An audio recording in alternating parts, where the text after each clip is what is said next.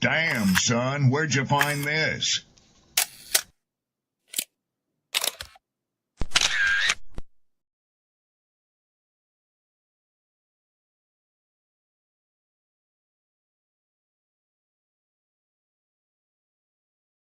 People don't be offended by the truth. They be offended because you called out the truth. Simple as that. They don't want to hear any other narrative that makes them look bad. One thing I can't stand at this big grown age is somebody who act like cause and effect does not exist. Like, yes, your actions caused this outcome. Yes, what you did lit the match. Like, why are you surprised and playing victim? Guys, Chico, they never lied. That's how you know somebody doesn't respect you. They listen to reply, not to be understood. They cut you off. They minimize what actually matters to you. They laugh at your boundaries, and then they call you sensitive when you try to hold the line. They show up late. They cancel last minute, forget the things you've told them, because in their world, your time, your energy, even your voice aren't a priority. They're just an option. You see, there are two kinds of people. Those who adjust when they realize they've actually hurt you, and those who expect you to adjust so they don't have to change. You don't need to be disrespected loudly to be disrespected deeply. Sometimes you'll see it. It's just in their tone, in their patterns, in the silence after you're known. Respect isn't what they say when they're watching. It's how they act when they think you'll tolerate it.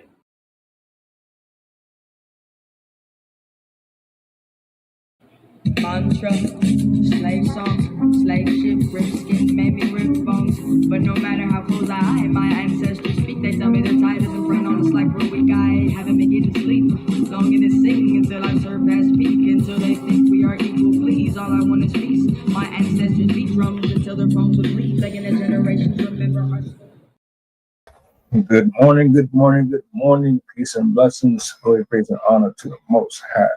What's the word? How's everybody feeling today? Brisk, chill. Day 2, December. The year is almost out. Where's the energy? Is it up here or is it down here? I want to give a big thank you to everybody in the building. I want to give a shout out to my poets, my writers, my content creators. Even though I always give my flowers out. Shout outs to Squish Arcana for the intro, Sister Grass for this intro right here. I look forward to chopping it up with her real soon. The woman behind the tunes, man. I got Coach in the building. I got a clip that I'm going to play for y'all. Absolutely disgusting work. Nasty, nasty, nasty work. But we're going to get to the bottom of it. Do me a solid, like, share, repost. Let the people know that we are on. You dig? Coach, what up? Yo, what's up, man? How's it going? Just trying to stay warm, man. I hear that. Yeah, little bird. What's the word, man? How you feeling? Man, feeling good, feeling fine, man. Got up. It's about 30 degrees out here in Texas, so it's a little chilly out here as well. So got to work out here, ready to get it in. Right on, right on. Look, I'm gonna bring this up on the big screen, man. We're gonna chop it up real quick. Old girl survived 10 shots from her ex. Hold on a minute. Let me bring this over here and click play. Shemaine Pitt did not think she would survive it.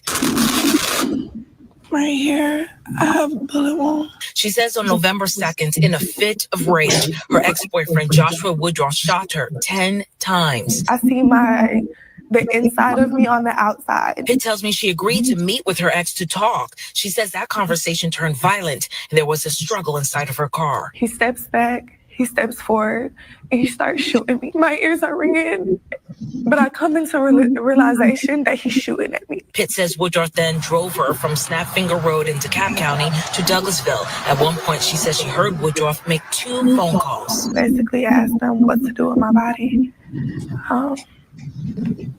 I'm scared. I asked him, can I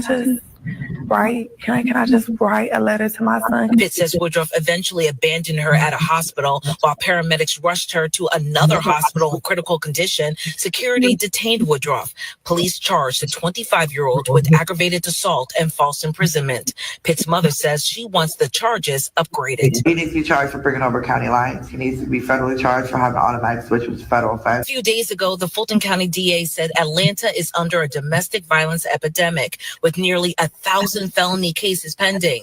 Pitt says she hopes more people in an abusive relationship will get out before it's too late. You see that red flag, run away.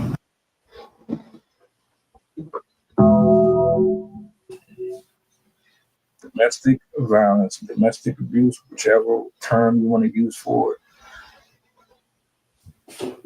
Men beating on women, women in relationships that are no good for them, who can't control their attitude or their emotions, people who don't know how to walk away from each other.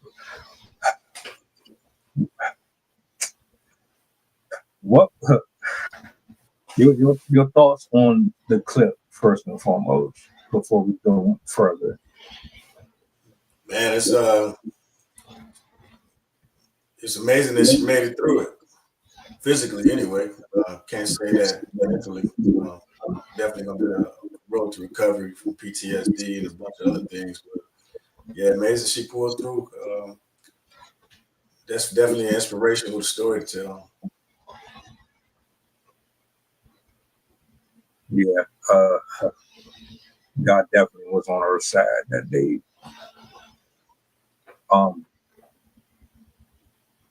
And I want to say this before I go any further into this, that my thoughts and opinions are just my thoughts and opinions. They don't directly reflect on nobody else's views. So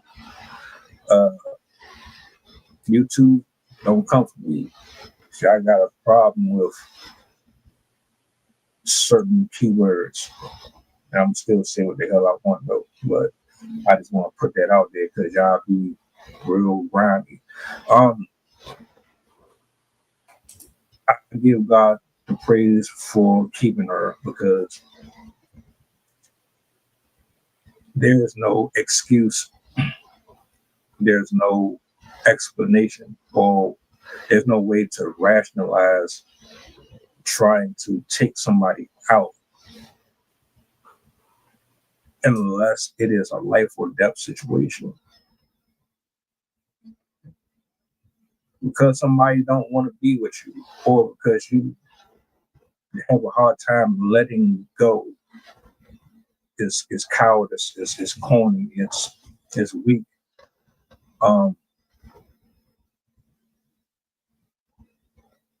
The fact that they ain't even giving this man attempted murder is crazy to me. How the hell do you shoot somebody 10 times and then drive around with them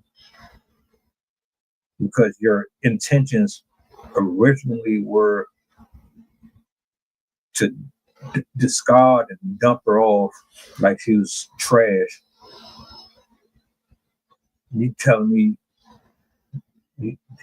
I don't understand the justice system in this particular case. I don't know how that's going to go moving forward.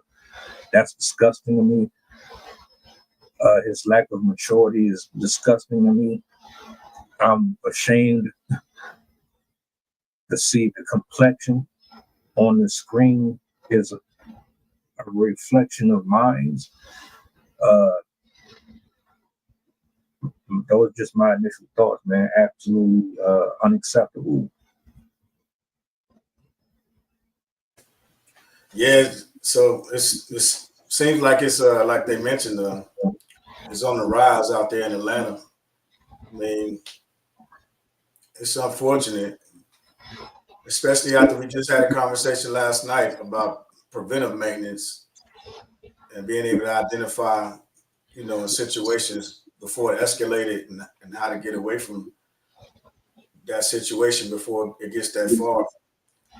So yeah, definitely, I take stock and think about it and pause and just, and just what is it that people are, why would you, you can't ask why somebody would stay in that situation, but at some point you have to ask, what was your objective? I mean, what did you see? Or did you value somebody else versus you valuing yourself? I would say, did you stay in that situation because you thought it would be better for somebody else and not thinking about yourself first? So that's what would come to mind is you might be in an environment, but at some point we just had to start holding ourselves accountable and realize that we need more out of relationships. Yeah. The growth and the statistics, because I believe it was Kieran yesterday who brought it up. But what she didn't mention is that lesbian relationships are far worse. And I'm trying to cover both in one. When you ain't equally yoked with the other person, this is what happens. Your upbringing is a huge factor. Your self-esteem or lack thereof is a factor. Do you love yourself enough to choose you over the other person, over the temptations, over the desires, over your wants and needs? Do you know how to prioritize what's important versus what is just temporal? This is an ongoing problem all across America. I'm not here to ask why, because a lot of what I've observed is most of the folks that are attracted to these type of people are attracted to that familiar spirit, whatever that is. I'll give you an example. Some women are not necessarily attracted to your jaw structure or your height. You might not even be their number one choice, but you have the gift of gab.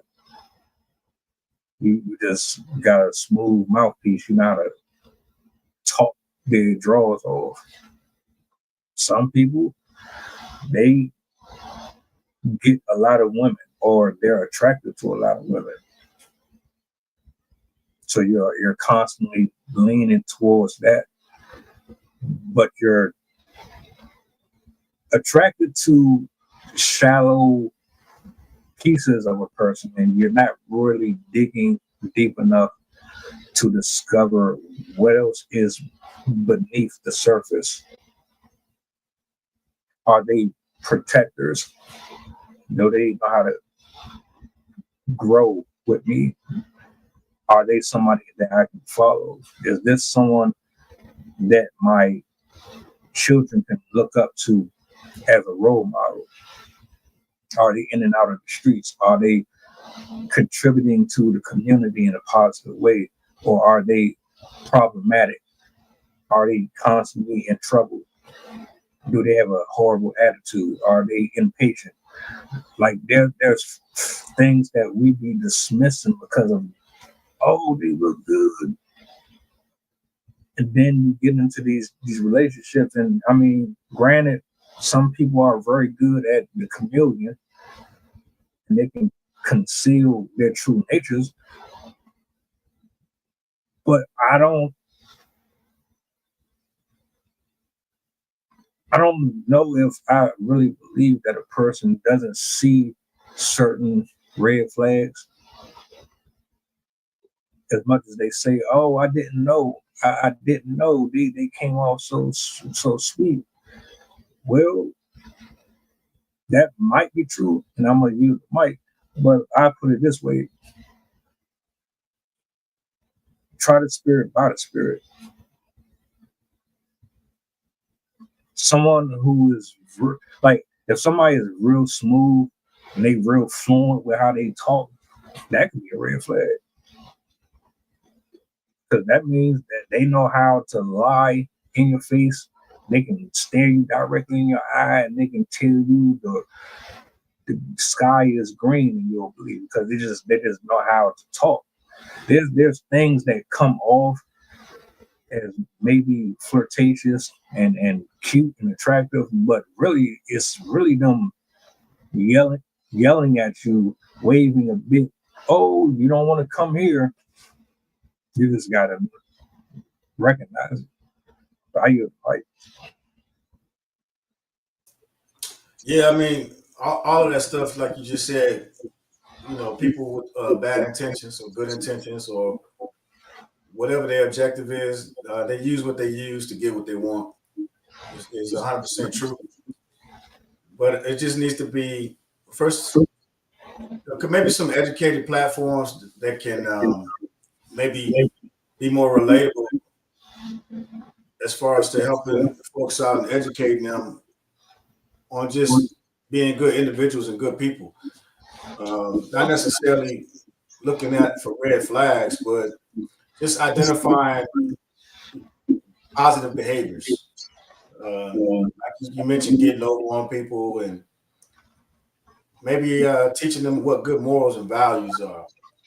You know what I mean? How to have standards, how to identify if the things that you want, they are obtainable without using somebody else or maybe sacrificing yourself to leverage putting yourself in a bad situation to get something that you want.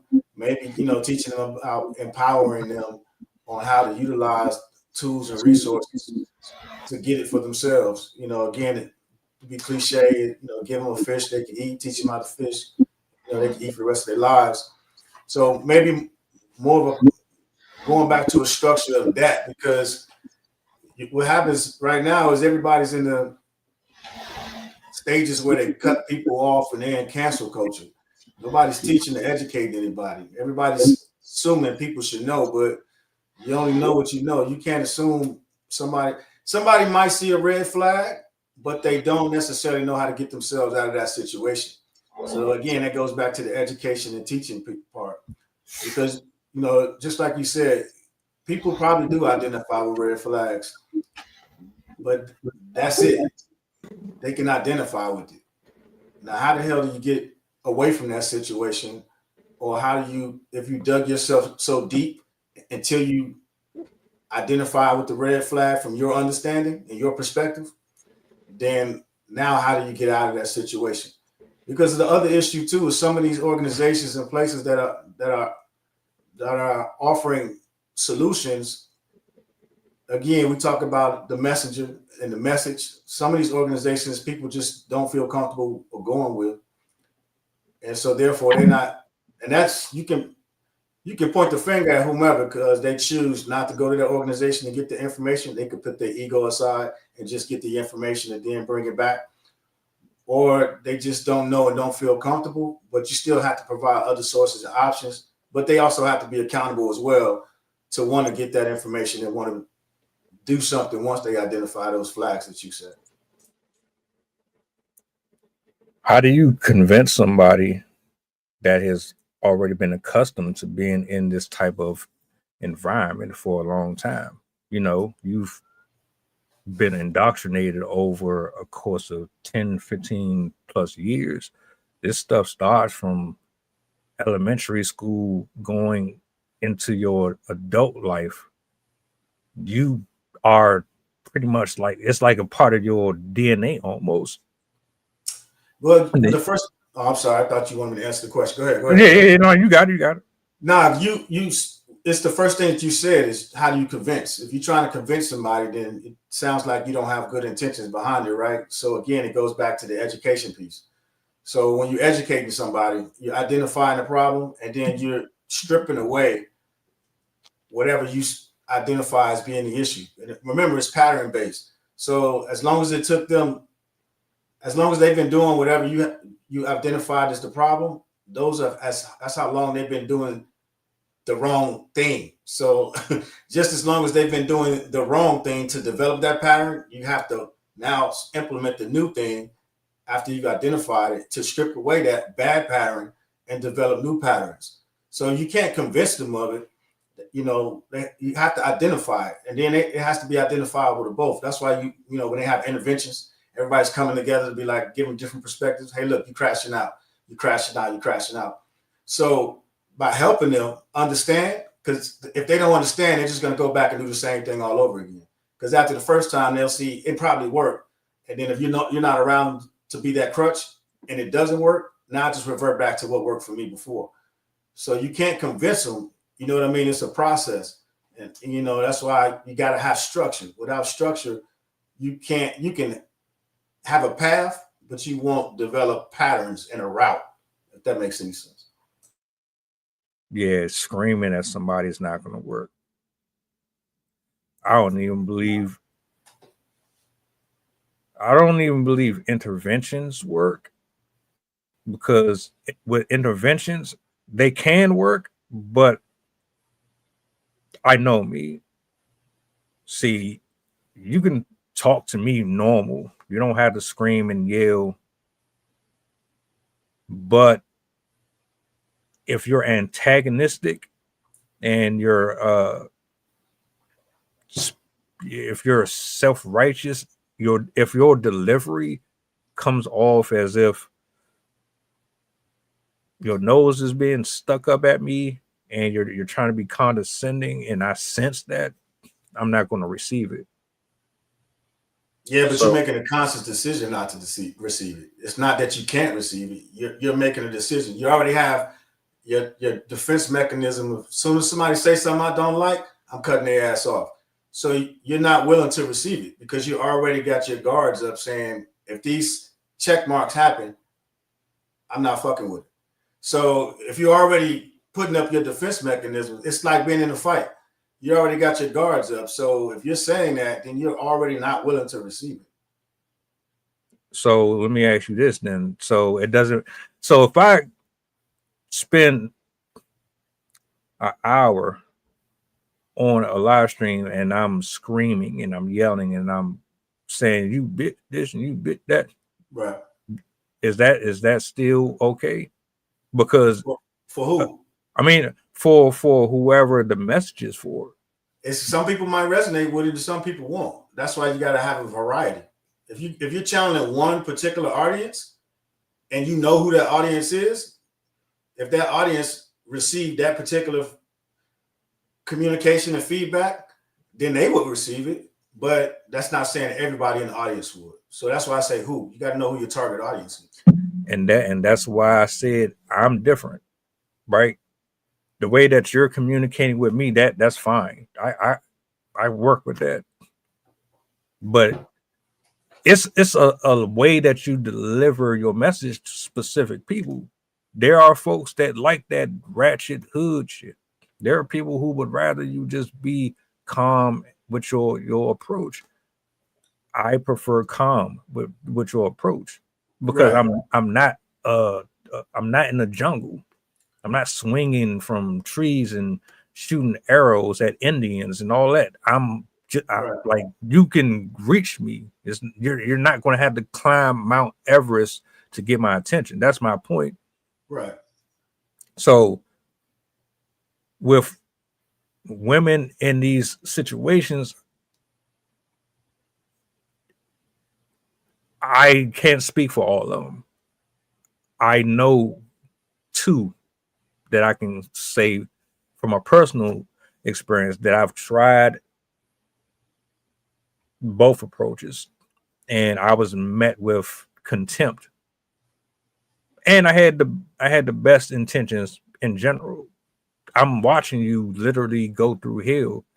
I'm trying to help you out, but your response to me is, you don't know what the fuck you talking about.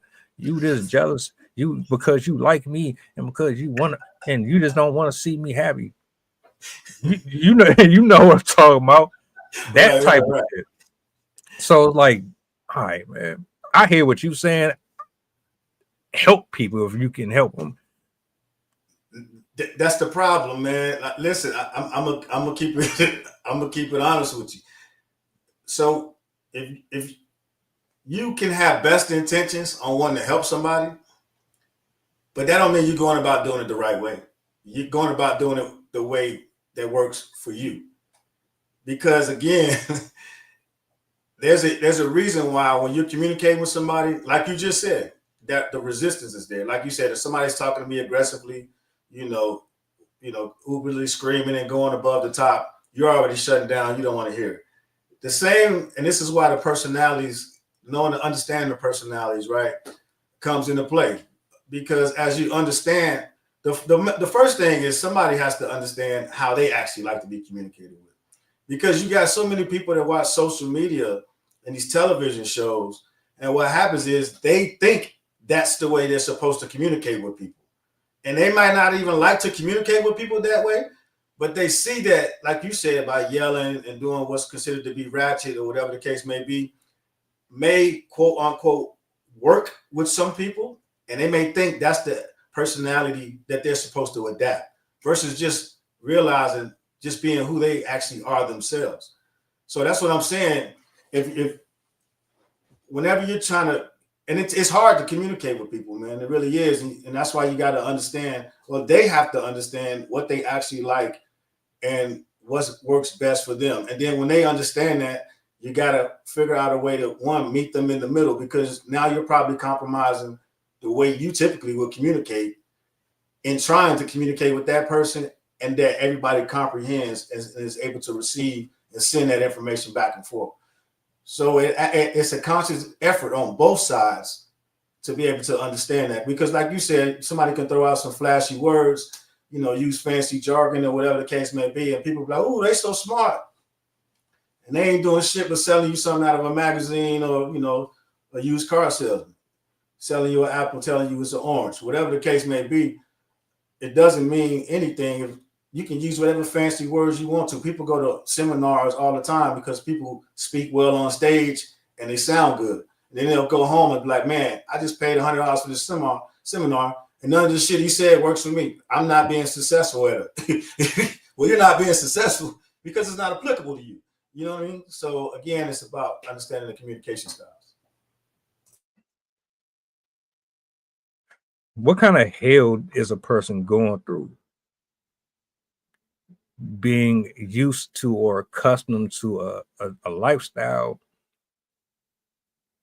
where they think this type of abuse, mental abuse, emotional abuse, and physical abuse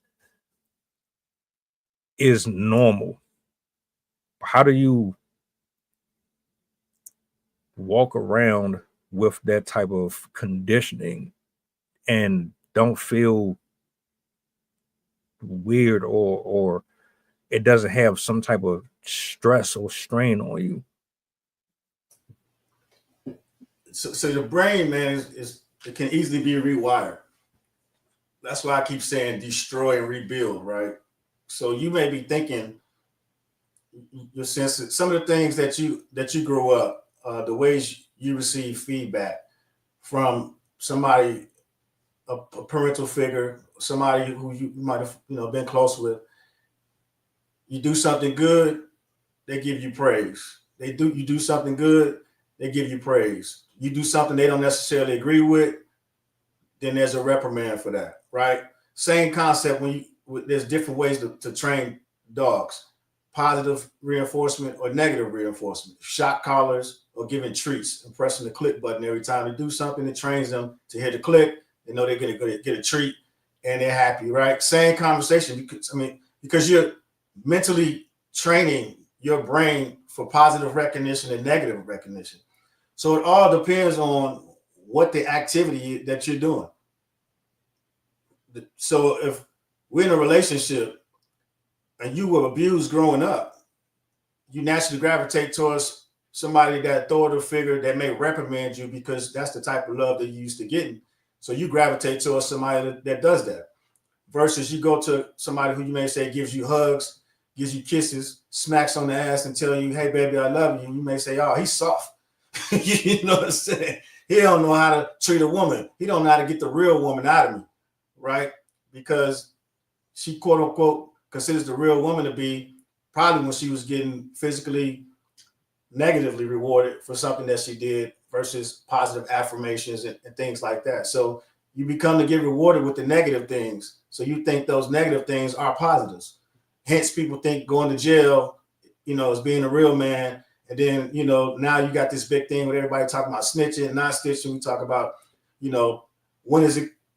You also go around and tell somebody, if you see something, say something. So now you send mixed messages. You see something, you say something, you don't snitch. Well, if you see a man beating a woman, or you see a woman beating a man, or you see another spouse beating another spouse, whether it's, woman on woman, man on man, whatever the case that may be, and you don't say something, but you witness it. So now you're conflicting yourself. At one place, you're talking about no snitching, real men don't do X, Y, and Z. You see now your morals are being challenged. You see somebody, putting hands on another person, maybe in your household, and you don't say something. So now you're accustomed to being in this type of environment, not saying anything, and you're embracing it. You know what I'm saying? Versus identifying, getting some authorities, and then because you will stop it right there, but versus allowing it to go further than what it actually has to. So now you're complicit in it, and you're growing up within that environment thinking those negatives are positives. Yeah, all that shit is fucked up, man. It's funny as hell though, because you said, I'm like, hold on, did this man just say put a fucking put a electric collar on him? Like just put the collar on their ass and just shock the shit out of them every time they say some stupid shit. Like, what the fuck? Hey, man, it happens, man. You know what I'm saying? With dogs, with people, whatever the case may be, man, you see people do some weird things, but it's all the same, positive, negative reinforcements, as far as for what you get adapted and accustomed to. That's all. Learn behaviors. Yeah. The level of patience and love you gotta have for someone who's been damaged like that, I don't think people get enough respect for that. You shouldn't, because you're not a subject matter expert in that. You should refer to somebody who can actually help them, because you may be enabling them. And then if you're projecting the way you feel about certain things, they're never really going to get to the actual problem that they have and rebalance themselves.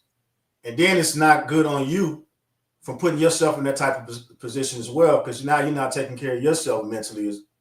And then now you're taking on somebody else's traumas. They may be trauma dumping into you, and that's not healthy for you.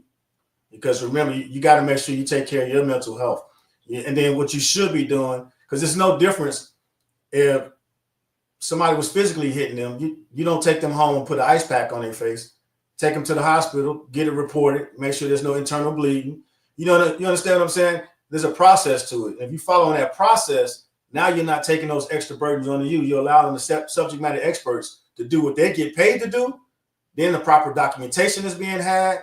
So you see what I'm saying? It's a process. So if you do all these things, everybody, now you're building a case file along their way. And then so now you're not saying, oh, I should have did this. Where did we go wrong? Well, you went wrong by not taking them to see the proper authorities. So that way, what they get paid to do is to say, okay, you may have a fracture, or you may need to go seek some help to speak to a grief counselor. You need to go speak to some type of counselor or chaplain or whomever. It shouldn't be you sitting at home going through all of this trauma by yourself trying to figure it out, because you may be making the situation worse. So that's where you start identifying the problems, and you know what I'm saying? Because we were talking about, well, how do we get to this point? Well, you get to that point by not following the proper steps. And if you follow the proper steps, I'm sure you wouldn't find yourself in such a hole mentally, physically, spiritually, and financially. You might agree, you might not. But I don't believe that a broken person should be with a healed person. I don't think a person who is still trying to figure things out should be dealing with anybody who has already did the work. Because a person who has not done the work, they're going to come with baggage and responsibilities, and you're going to be expected to carry their weight along with them. They might try to dump it all on you. That's a no-no for me. I used to think that a person that went through it could actually bring someone out of it. But shout outs to 313 Collector. I used to believe that a person who has gone through it can bring someone out of it. And I do believe that to an extent, but I don't think as partners is a good idea. You could probably do it on a friendship type of level, or maybe if you're a counselor or you're someone who has those degrees in that area, I think that'll work. But as far as being a partner, I'm not really sure if that's a good idea. Do you think that a person can be in a relationship with someone who is still going through their own personal stuff? Is that something that you would advise? So everybody's different, right? I wouldn't advise it because the stress and the strain that it would put on the relationship, it might be irreparable. You might not be able to come back from it. But it also depends on the actual relationship. You know, has it been an open relationship as far as for communication? Have you shared? Do you have secrets from your childhood that you haven't shared? And if you have a lot of traumas that you haven't necessarily gotten over with, then you should definitely speak to somebody outside of the relationship, because it could be the other person in the relationship. You could be blaming them for your issues and your traumas, or you could be projecting. And then, how are you projecting onto someone who you think is the problem, and they're actually trying to help you solve the problem? So now you're going to always see them as the problem.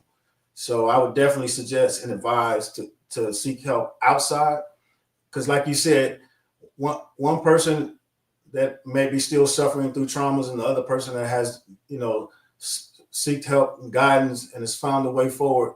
That was the issues when I asked you the other day about, do you think opposites attract? Because sometimes that'll be what happened, because one will be pretending like they healed, and then that's why the opposites may attract, because that person's not necessarily being a true version of themselves, or identify that they have gone through that trauma and haven't healed. So definitely seek guidance outside of the relationship. My suggestion. What's the difference between someone that's broken versus someone who's healed? Because we never know everything. Well, I'll say this. Someone who is broken, they stay in a repetitive state, that revolving door. So all of those red flags, they will continue to look at them as if, oh, I can bypass them. Oh, they talk to me like I'm a child. They gaslight me. It's okay. It's not that big of a deal. You'll still allow someone to kind of brush you off or dismiss you. They won't take you serious. They won't honor or respect your thoughts. They won't make you a priority. They'll breadcrumb you. They'll kind of give you the idea or the notion that they're all in, but they got one foot in and they got one foot out. And that's not just in a relationship, that's all across the board. Somebody who is broken, they don't have the confidence in themselves to understand that what is happening to them is wrong and it's not something that they need. So create excuses and barriers to supplement for the pain that is being caused to them through the actions of the person that's supposed to care about them the most. Someone is healed, they will automatically know exactly what you're doing, what you're saying, and they're going to move accordingly. They're not going to give you a chance to give them a whole bunch of nonsense.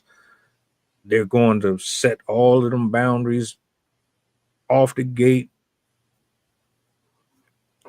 They just move way different. They don't put up with the stuff that the broken person would.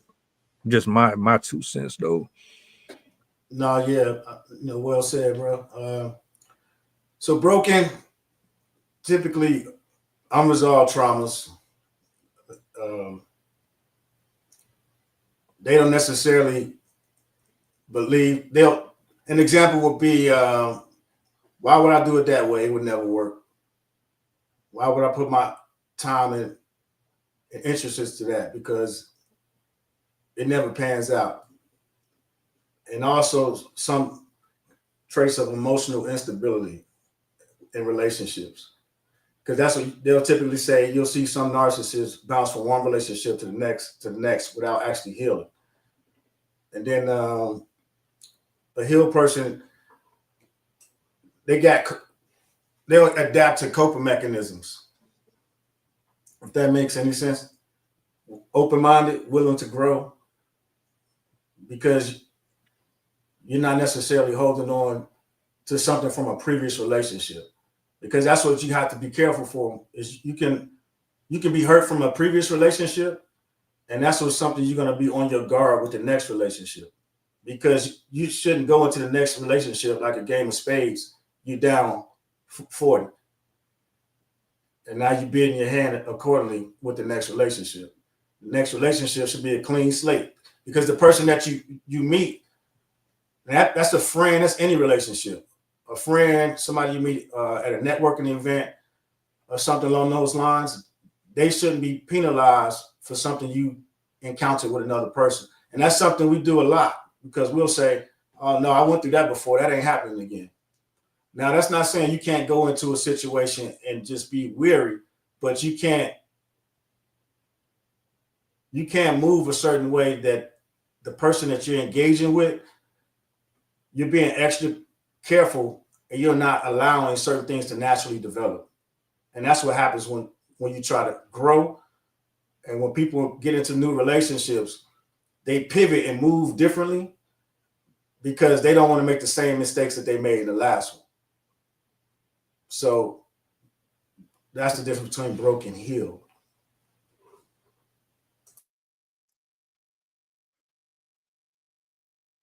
You got a man, or you said someone who cannot love themselves cannot love someone else. Well, I wouldn't say that's. I definitely understand what you're saying. It might just be skewed versions of love, maybe that, because they can show the traits of love, and it might be something mixed with lust. So yeah, definitely something you have to be on the lookout for. And then some people just pour more into others and don't pour into themselves. So that might not necessarily be true either. Some people, like Lil Wayne said, just don't know how to love. You know what I'm saying? So yeah, they don't know how to love themselves. A lot of us don't, because a lot of times that's what we were taught. And especially if you look at different nationalities, we keep saying what a man to do, what a man to do. Then in Hispanic culture, you'll see the women will do, the women to do, the women to do. They won't necessarily take care of themselves. Like men, we say we gotta be the breadwinners. We say we gotta do all these things, but you never hear us say, hey, we need to love ourselves more, right? So that's not necessarily that we don't love ourselves. That might be how we condition to show that we love ourselves by how much we pour into the household or responsibilities and things of that nature. But that also might mean that we aren't loving ourselves as much as we should, because that could be the same instance of what you're saying. Real quick, while I'm giving my thought, drop like a random posting the private part of the what's the name. It's something I want to do real quick.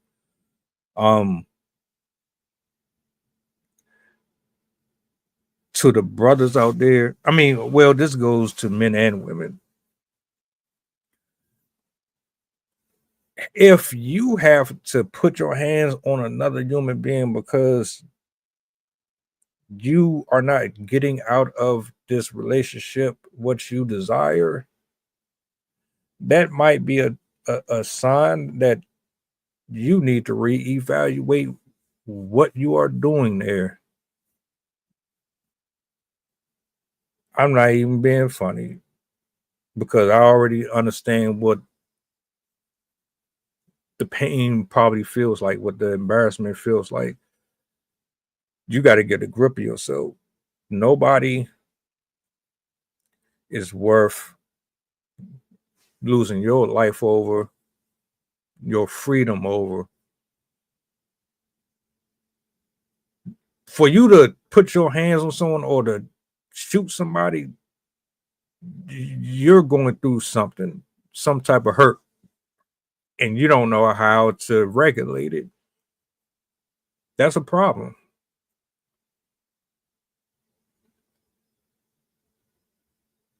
Yeah, it sucks. Yeah, it doesn't always go the way that we want it to. But you got to let people go out here and do what the hell they want. If they don't want to be, you can't make somebody want to be there. If they want to be there, they're going to put the effort in to be there.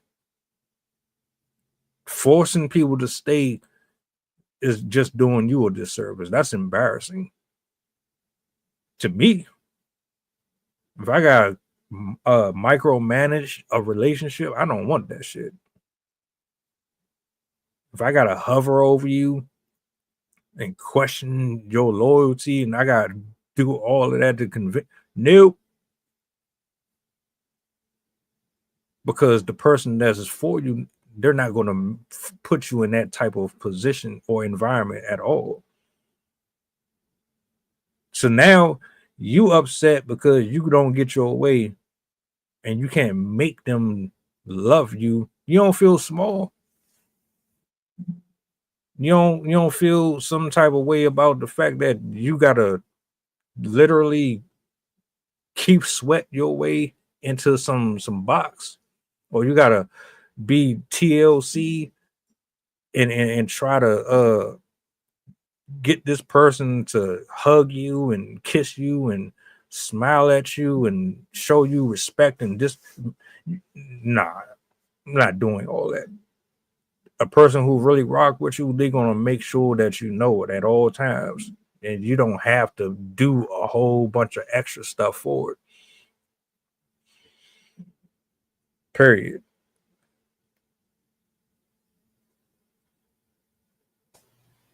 No, man, like you said, I think that's important, man, because I was having a conversation with the parent a couple of weeks ago, and she was mad at her husband because she said he wasn't beating the kids as much as he should. So I'm like, well, why do you think he should have to beat his kids? And well, that's the way we were raised. And I'm, one of those things that people always say, that's how we were raised. And I asked her, well, what exactly is the issue if you two don't know how to communicate to get kids to do what you want? And kids, that loosely in the sense of 7 and 9.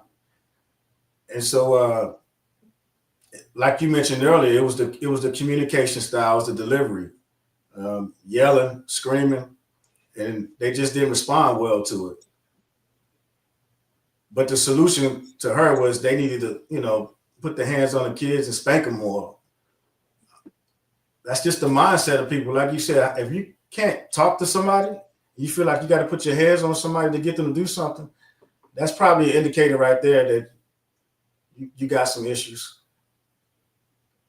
And if they're doing that to the kids, then you can understand how some of these, young adults and adults are doing it to themselves if that's the mindset. Not saying that that's everybody's mindset, but, that kind of stuff casually crosses people's mind, and they, share some of that stuff, unfortunately.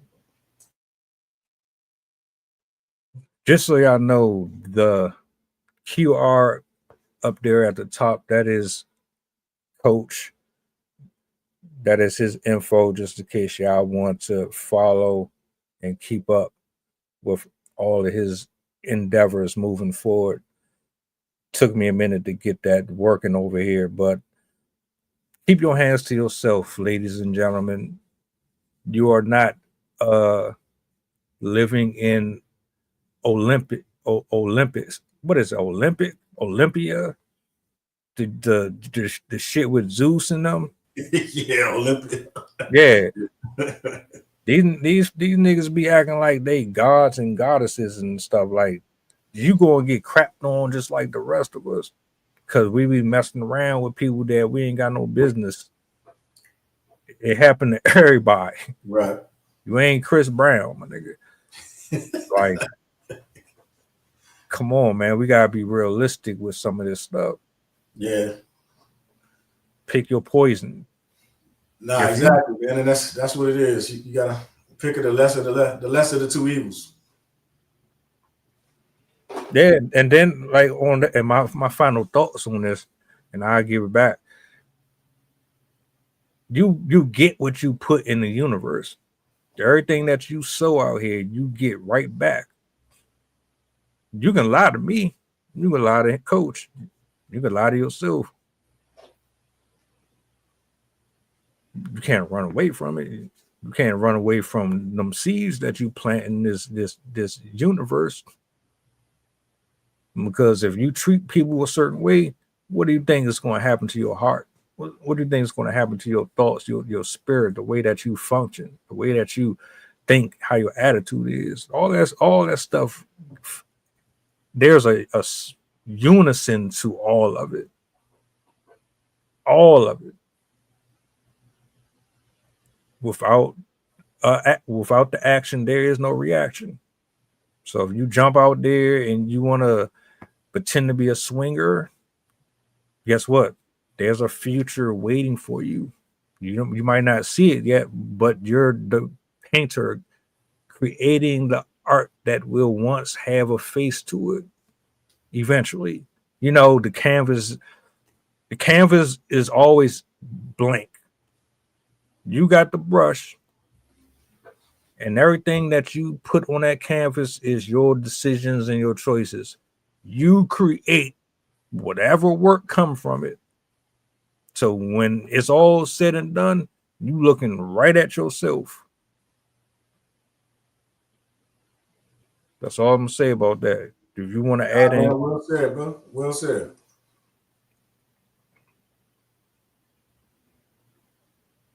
I don't condone the domestic stuff. I hate it. I don't like men putting their hands on women. I don't like women putting their hands on men. We're too grown for that. We are. And then on top of that, you can't be mad at somebody. You can't be mad at somebody who don't want to be there. You can't be mad at somebody who is disgusted by something that you said. You can't be mad at somebody if they don't want to open their legs to you. You can't be mad at somebody who don't like your attitude. You can't be mad at somebody who doesn't sync with your personality. You can't be mad at somebody who don't view the world the way you do. Guess what? All of us are different. We are all created different. No, if everybody was the same, nobody would be living on the street. And it would probably be a boring ass world.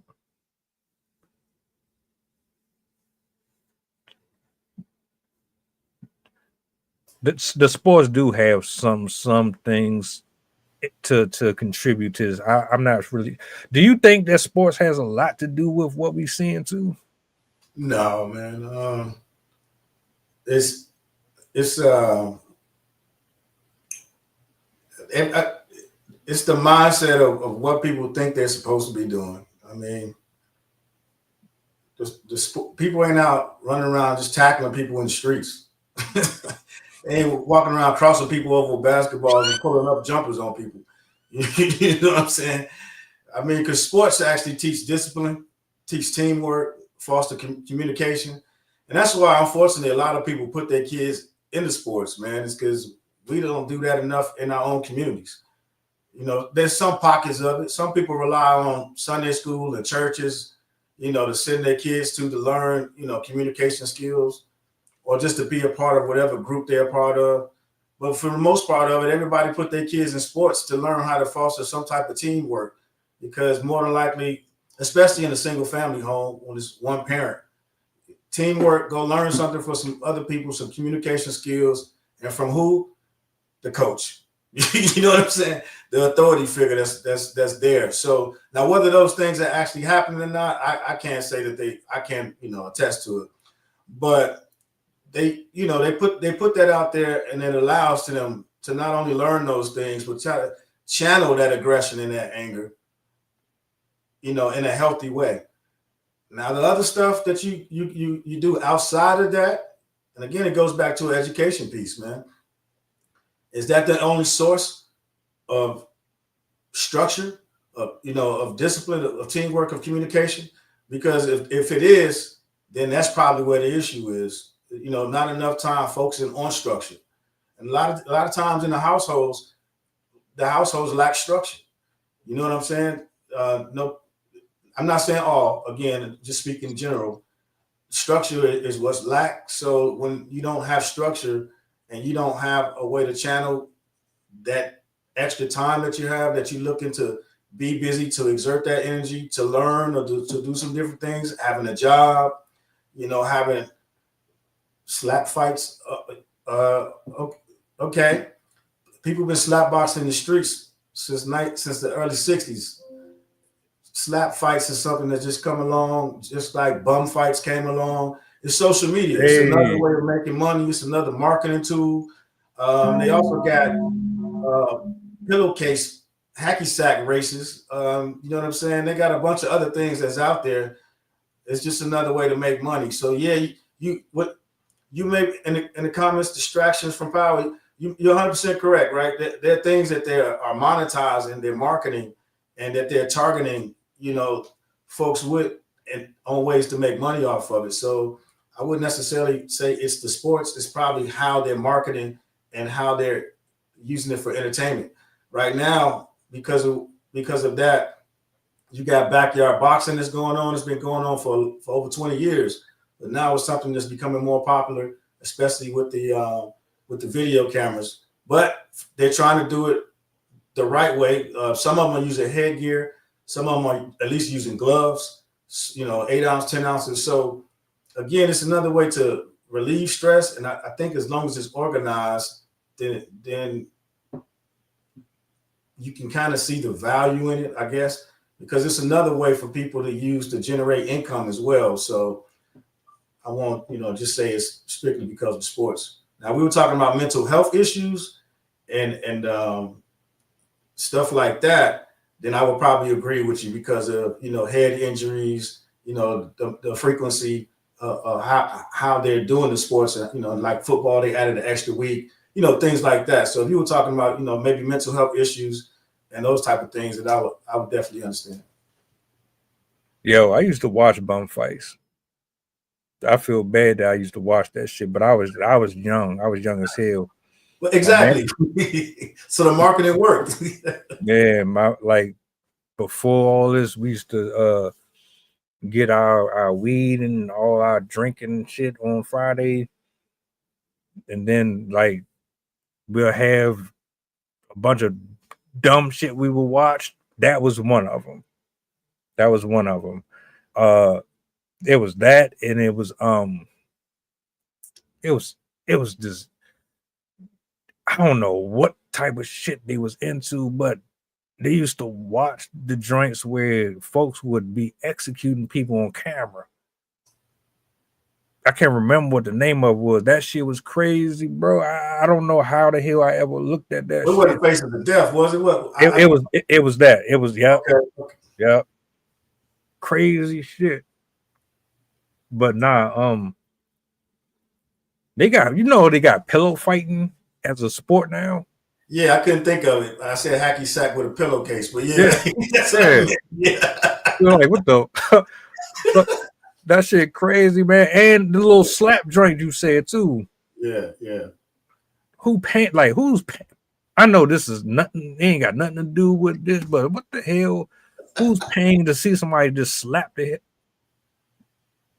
Hey man, people will pay for anything, man. To see you inflict pain or just the addiction of gambling. I mean, just to be able to gamble and bet on something. So I mean, they just finding a way to monetize off of everything that's been happening out here. And then the last thing about the safer sports, you're absolutely right.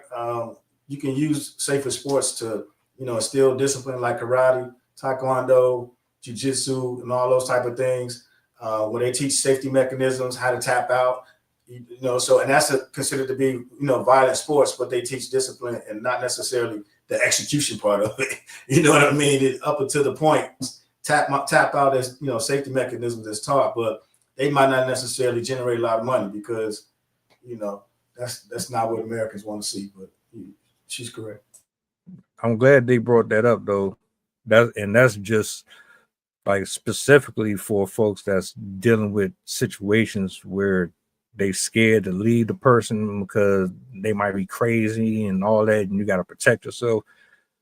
You should probably take up classes and things of that nature too. Yeah, because it's really big in the community. I know in Atlanta because I got a few cousins out there. They really big into what's that shit we used to play as a kid? Kickball. You know what I'm saying? So there's people out there that's doing different things. But, to touch on, like you said, the young lady, to bring it all back, it's definitely something that a lot of women are doing, as far as women empowerment, going out there, taking weapons safety courses, taking self-defense classes. I think you should definitely do that. If you have kids, I think you should have them in self-defense classes. You should be putting them in, martial arts at an early age. Teach them weapons safety training. Get them involved. Get them familiarized with weapons. Get them familiarized with hand-to-hand, combat. There's nothing wrong with doing those things because now you're being proactive versus reactive. And it also builds confidence within, those young individuals. And so, teaching them how to focus mentally, teaching them how to, not only, self-defense, but it instills a little bit of pride into them as well. And it gives them another community to reach out to. So, if you're not into the football and those other sports, there's nothing wrong with the individual ones because it'll teach them how to think for themselves and it'll teach them problem-solving skills. When you get in a defensive move or an offensive move, now you got to think about how to get out of it. You know what I mean? So it helps in the long run and it also helps mentally. So, yeah, definitely, looking at those other sports. Good show, for sure. Salute to everybody who pulled up in the building this morning. A lot of new faces over the last couple weeks. Appreciate it. Appreciate the feedback. As always, like without y'all, these discussions just kind of go into the void. I'm always hoping and praying that the message reaches the right person. It's not for everybody, but it's for somebody, I have a couple of answers for that. That last one? Yeah, because I've dropped a couple of posts on that. Okay. It's funny that they brought that up. I did one on the mark of the beast. I did one on it's not Europe, it's like somewhere. It's not Australia, but it's another spot they talking about right now. The UK? Yeah, you got to have the digital ID. Yeah. Yeah. TSA just put out yesterday that they're charging $45 if you don't have it, the real ID on you when you're traveling. So they laying it out there. It's coming. Mm-hmm. About 12, 14 months. Yeah. How long before it reaches? It's in your iPhone. I'm an Android user, but it's in your iPhone right now. It's optional. I was an Android person all my life. I Yeah. never wanted to do the iPhone stuff. You know, I wish I would have stayed with Android, but Yeah, they making it optional, make it inconvenient, so that way you buy into it, just like Clear and all that other stuff in the airport. You're paying for it. You don't know it, but you slowly gravitating for it. You know how it is, man. It's just like being on the street. Give you a taste of it, how you come back for more. Make you wait in the airport for 12 hours. Give you something to get you through a little faster, and then go on throw this chip in there. You know what time it is. like they did people at Target on Black Friday. They was mad as hell. I can't believe y'all fell for that bullshit. Banana in the tailpipe, bro. Yeah. Hey, but look, man, we about to get up out of here. We will be back later on this evening. If you around 7 p.m. Eastern, tap in with us. I'll actually put that on the agenda though, the whole digital ID thing, man. I always be talking about this type of stuff myself because I don't be knowing if folks really be into that conspiracy theory type shit. But hey, we can go there. We can definitely do that. You know what I'm saying? But yeah, we about to get up out of here, man. Anything you want to say to the people before we get out of here? Nah, man, great show, great topics. Great conversation in the chat room. Till tomorrow, let's get it, man. All right, y'all. Y'all be easy. See y'all later on. I'm going back in the laboratory. Y'all enjoy the rest of y'all day and appreciate y'all for coming through.